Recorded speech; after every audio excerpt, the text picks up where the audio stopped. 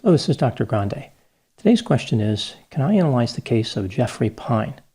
Just a reminder, I'm not diagnosing anybody in this video, only speculating about what could be happening in a situation like this. If you enjoyed this video, please like it, subscribe to my channel, and consider supporting me on Patreon.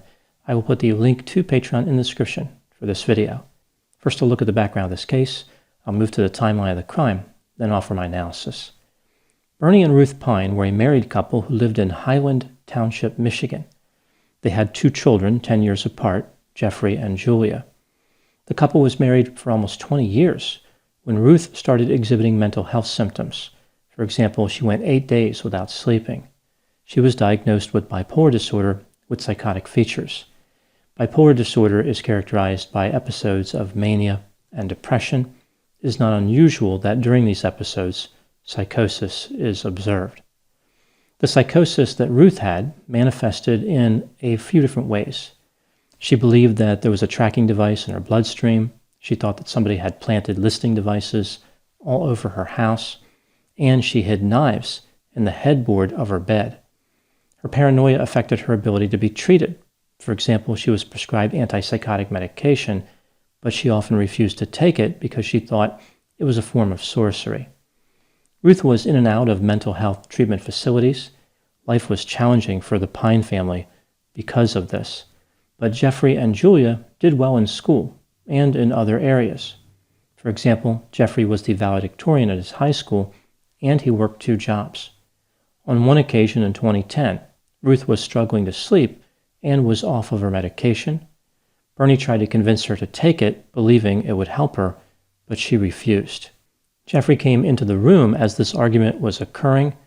Ruth jumped out of her bed, grabbed his throat, and tried to strike him. Jeffrey did not try to fight back. The police were called and Ruth was arrested for domestic violence. Bernie and Jeff petitioned the court to force Ruth to take her medication, as Ruth remained in jail for over 2 weeks. After being released from jail, she was transferred to a mental hospital. She was there for 23 days. When she returned to her family, her attitude about taking medication did not change. She was still against the idea. As this was happening, Bernie found another lover, a woman named Renee, who managed a local retail store.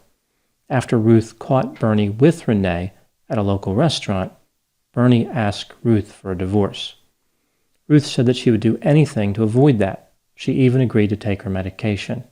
For a while, everything was good in the family. Bernie would say it was the best place they had been in a long time. Now moving to the timeline of the crime. On May 27, 2011, 51-year-old Ruth Pyne was bludgeoned and stabbed to death in her house. Bernie had been at work. He returned to the house at about 2:35 p.m. and found her body lying in a pool of blood in the garage. He called 911 and the police responded. Here's what the investigation revealed. Ruth was beaten, then stabbed 16 times. She was alive when the stabbing started. There was no sign of forced entry. Nothing was missing from the house. There was no sign of a struggle inside the house. Bloodstains on the garage door indicated the garage door was closed during the murder. Bernie was the obvious suspect, considering the tumultuous history of his marriage with Ruth and the fact that he had recently been involved with infidelity. However, the police discovered that Bernie was at a retirement lunch for one of his coworkers when Ruth was killed. His alibi was confirmed by 5 witnesses. The police ruled Bernie out as a suspect.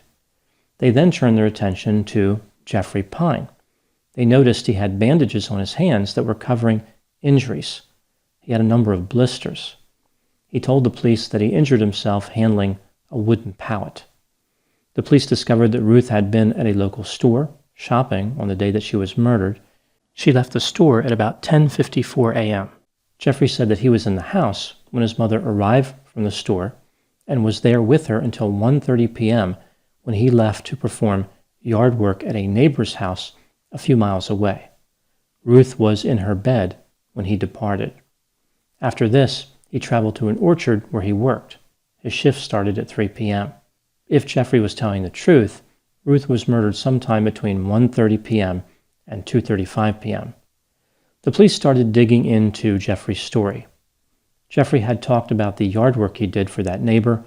Her name was Diane Needham.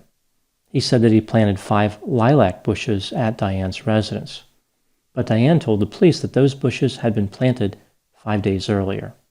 In addition, a neighbor saw Jeffrey's vehicle in his driveway at 1:40 p.m., 10 minutes after he said he left. Now, a difference of 10 minutes doesn't mean that Jeffrey was lying. He could have just been mistaken. But this narrowed the window down for the crime even more. The police brought Jeffrey in for questioning. He never asked anything about how his mother died or who might be responsible. The police said he was emotionless. Interestingly, Jeffrey never told them that he didn't commit the murder. Jeffrey was arrested and charged with first-degree premeditated murder. He went to trial. The jury was given the option of either first or second-degree murder, as well as, of course, acquittal. Jeffrey Pyne was convicted of second-degree murder and sentenced to 20 to 60 years in prison. Now moving to my analysis. Was Jeffrey Pyne actually guilty of murder? There's a lot of division on this issue. For example, his father, Bernie, believes Jeffrey is innocent. Let's take a look at the factors both for and against the idea that Jeffrey was guilty, starting with the inculpatory evidence. It is unlikely that a stranger murdered Ruth Pyne. There was no forced entry into the house, nothing was stolen, and no type of sex-related crime was committed. More force was used to kill her than was necessary. This is often referred to as overkill and is typically associated with a murder victim being killed by someone they knew. If a stranger committed the murder, they had less than an hour to do it. How would the stranger have known about that narrow time window? The injuries on Jeffrey's hands are consistent with swinging a weapon. He had peeling blisters on the inside of his hands and thumbs. People who worked at the orchard with Jeffrey said they handled pallets for years and never sustained injuries consistent with the damage to Jeffrey's hands. A 3-foot-long 2x4 was missing from the garage, as well as a box cutter. Now, a stranger could have just as easily used weapons of opportunity, but it seems odd that Jeffrey said that his hands were injured by wooden pallets, and the murder weapon may have been a 2x4. Jeffrey left a message for Diane Needham, the neighbor for whom he was supposedly performing that yard work. Here's an excerpt from the message he left on her voicemail. "Hey, Mrs. Needham, it's Jeffrey. I've been over to your house a few times. I thought you were coming home. I was just over there for an hour or so, kind of sweeping up, kind of checking things out. I was actually hoping you'd be there." This kind of makes it sound like Jeffrey was hunting for an alibi. Diane Needham indicated that the work that Jeffrey claimed to do in her yard had been completed 5 days earlier. In addition, neighbors did not see Jeffrey's car at Diane Needham's residence during the time he was supposed to be there. Jeffrey's former girlfriend, Holly Freeman, said that Jeffrey would often become emotional when talking about his mother. His mother's mental illness was something he couldn't handle. Later, Jeffrey cheated on Holly. She suggested that he lied effortlessly. About 2 months before the murder, Jeffrey's behavior changed. He became withdrawn and his mood seemed depressed. His use of alcohol increased during this time.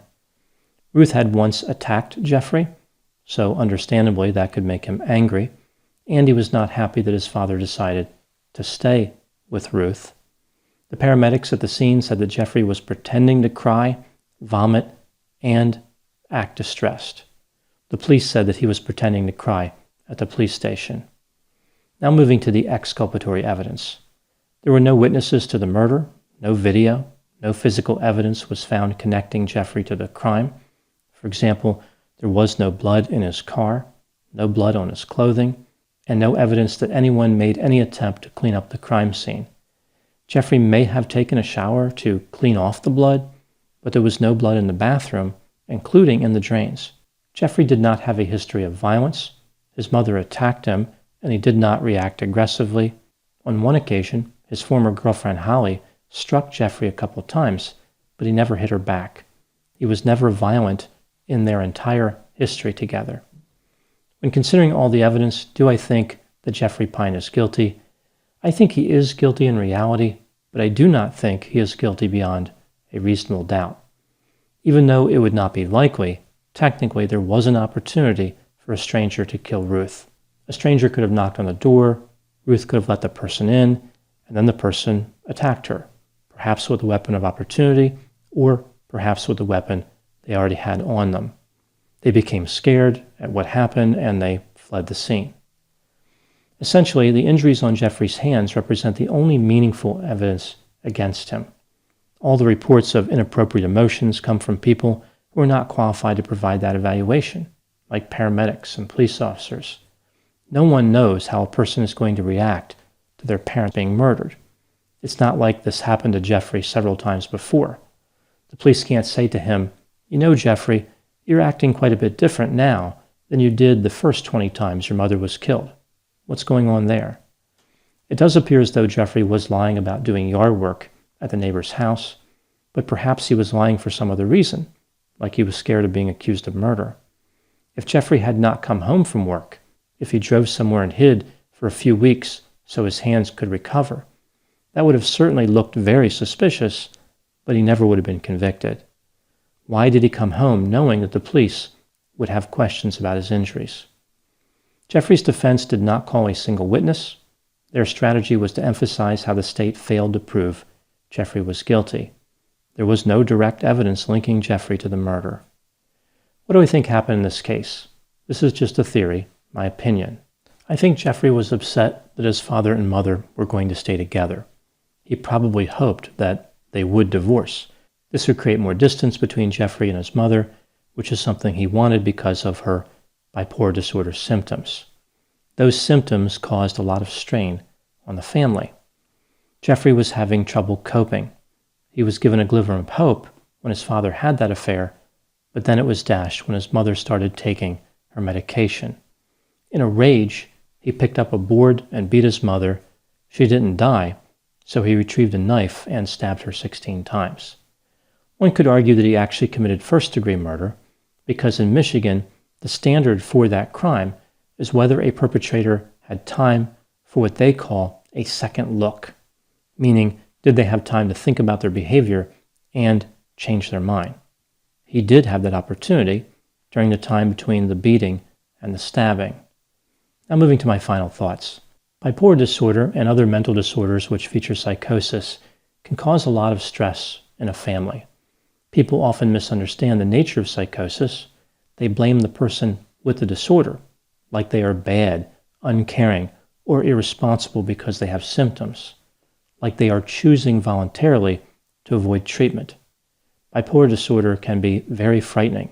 People with the disorder are understandably concerned about others' behaviors, like they become distrustful. Family members and friends often do not understand how pervasive psychosis can be. It's not unusual that people with bipolar disorder end up isolated, cut off from any meaningful support. On rare occasion, not being isolated can be just as bad. As we see in this case, Ruth Pyne would have been safer if she had been away from her son. Those are my thoughts on the case of Jeffrey Pyne. Please put any opinions and thoughts in the comment section. They always generate an interesting dialogue. As always, I hope you found my analysis of this topic to be informative. Thanks for watching.